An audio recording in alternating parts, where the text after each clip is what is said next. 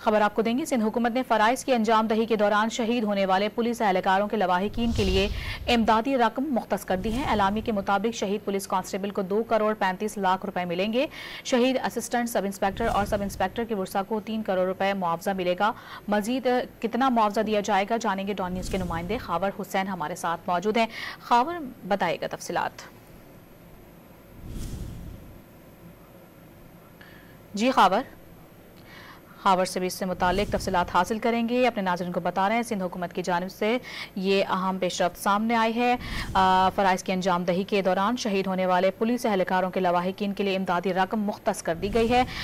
Alamy के मुताबिक शहीद पुलिस कांस्टेबल को 2 करोड़ 35 लाख रुपए मिलेंगे, जबकि शहीद असिस्टेंट और सब इंस्पेक्टर और सब इंस्पेक्टर के वर्सा को 3 करोड़ रुपए मुआवजा दिया जाएगा, जबकि शहीद ASI सब इंस्पेक्टर के वर्सा को 3 करोड़ रुपए मुआवजा मिलेगा। ये एलामी में कहा गया है। खावर हुसैन से राबता बहाल हुआ है, उनसे मजीद इससे मुतालिक जानेंगे। जी खावर बताइएगा। ये बड़ा ऐलान किया गया है सिंध हुकूमत की जानिब से।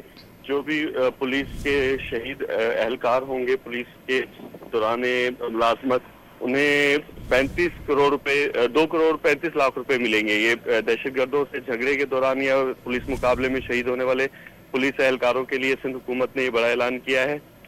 पुलिस के शहीद कांस्टेबल को 2 करोड़ 35 लाख मिलेंगे, जबकि शहीद असिस्टेंट इंस्पेक्टर सब इंस्पेक्टर और उनके वर्सा को मजमूई तौर पर 3 करोड़ रुपए मुआवजा मिलेगा। शहीद पुलिस एहलकारों के वर्सा को 1 करोड़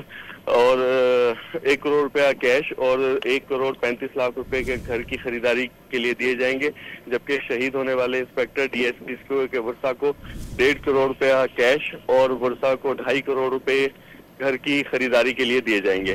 जी बहुत शुक्रिया खावर।